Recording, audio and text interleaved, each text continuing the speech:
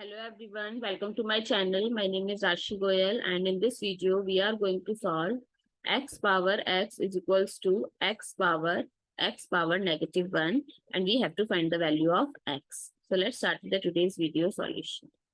So a power negative 1 we can write it as 1 by a. So x power x is equals to x power 1 by x. We know that if the base are equal, their power are also equal. So x is equals to 1 by x.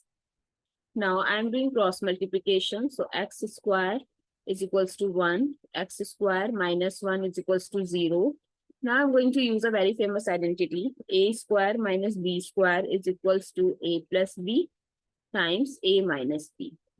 So x square minus 1, we can write it as x square minus 1 square is equals to 0. So x plus 1 times x minus 1 is equals to 0. So either x plus 1 is equals to 0 or x minus 1 is equals to 0. So x is equals to negative 1 and x is equals to positive 1. So the value of x is positive negative 1. I hope it's clear and you find it useful. So please give us a thumbs up and do subscribe to my channel. Stay tuned.